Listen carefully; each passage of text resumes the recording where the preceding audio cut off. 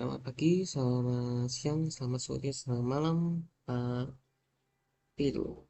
Perkenalkan, nama saya Raditya Julian Bima Sakti dengan NIM 23115391. Dalam video ini, saya akan mempresentasikan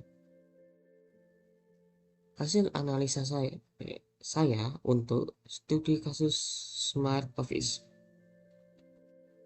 Tujuan analisis ini adalah untuk memahami pola penggunaan teknologi, produktivitas uang kerja, dan faktor-faktor yang mempengaruhi efisiensi di lingkungan perkantoran berbasis teknologi. Analisis ini dibagi menjadi 3 bagian utama. Bagian A untuk eksplorasi data, bagian B untuk analis statistik, dan bagian C untuk visualisasi dan rekomendasi. Oke, pertama-tama kita pastikan import library-nya dahulu. Nah, jika sudah, kita load dataset, kita mounting dari drive yang saya punya, kemudian dataset yang kita punya dibaca oleh porter yang saya simpan. Nah, selanjutnya di bagian eksplorasi data ini saya melakukan tahap fitur engineering dari kolom timestamp.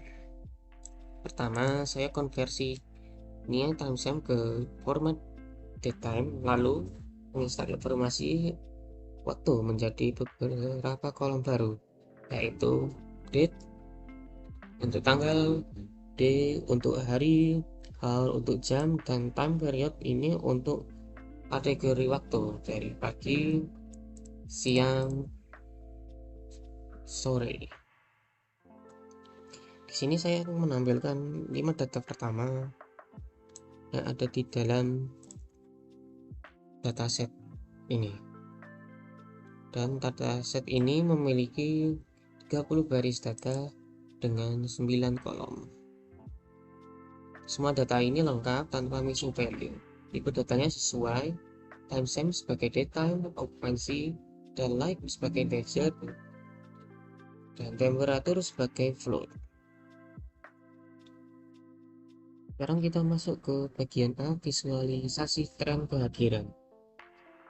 Di sini saya menggunakan grafik time series atau line chart. Kemudian saya menggunakan grafik bar chart. Nah, yang di bawah ini saya menggunakan cuma teks saja berdasarkan hasil yang saya dapat dari time series ini dan bar chart. Nah, di sini saya mendapatkan hasil kehadiran di room A menunjukkan fluktuasi jumlah orang dalam ruangan sepanjang hari dari tanggal ke tanggal. Terlihat bahwa ada variasi signifikan setiap harinya. Beberapa hari sangat ramai, sementara hari lainnya cenderung sepi.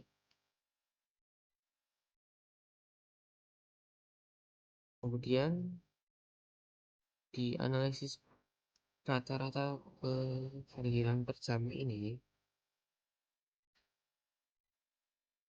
di sini menunjukkan rata-rata kehadiran per jam dalam satu hari kerja. Dari sini terlihat dengan jelas bahwa jam sibuk itu kehadirannya itu lebih dari 6 orang. Terjadi pada pukul 10, pukul 11, dan pukul 16. Nah, sedangkan untuk jam sepinya, kehadirannya ada kurang dari 4 orang. Terjadi pada pukul 8, 14, dan 5. Puncak tertingginya berada di jam 11 siang. Selanjutnya, bagian B, analisis korelasi. kita akan menganalisis hubungan antara okupansi dan temperatur. Ini adalah codingannya mulai dari scatter plotnya, kemudian hitung tampilan trend line, kemudian begitu korelasi, interpretasi kekuatan korelasinya, dan jawaban untuk pertanyaannya.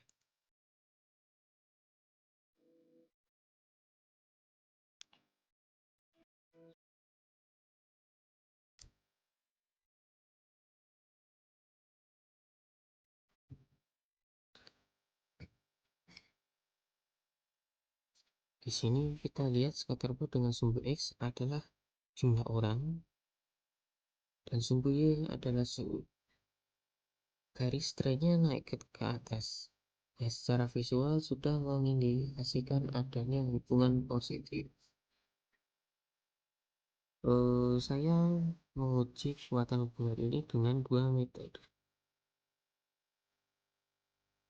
Pertama itu korelasi persen yang mengukur hubungan limit. Hasilnya 0,604. Sedangkan untuk Spearman yang lebih fokus terhadap outlier, hasilnya itu 0,597. Keduanya menghasilkan nilai konsisten sekitar 0,60.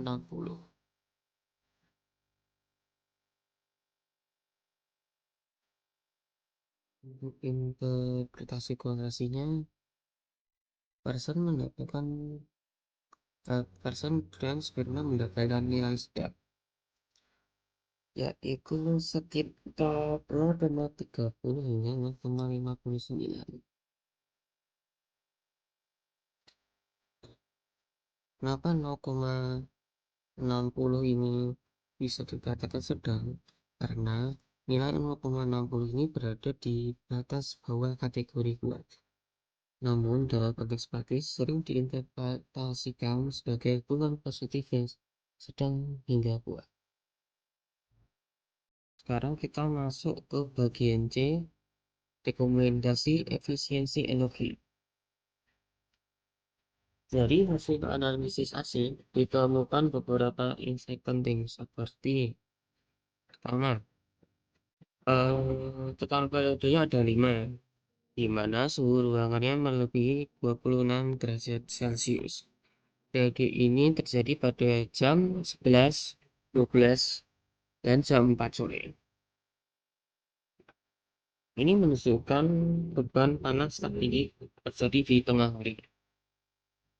Dua, yang mengkhawatirkannya adalah ditemukannya 4 periode di mana suhu tinggi di atas 25 derajat Celcius. Namun, kehadiran orang sangat rendah, hanya sekitar 2 sampai 3 orang.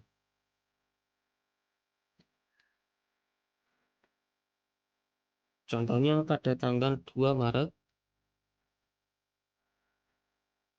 pukul 5 sore dapat 3 orang dan 25,4 derajat Celcius. Ini mengindikasikan bahwa AC mungkin bekerja berlebihan untuk ruangan yang hampir kosong. Nah, kemudian untuk analisis efisiensi penerangan, saya menganalisis berdasarkan ambang batas 500 lux. Kasus cahaya tinggi dengan kehadiran rendah tidak ditemukan kasus yang signifikan. Ini adalah berita baik, artinya sistem penerangan relatif sudah efisien atau cahaya alami sudah dimanfaatkan dengan baik.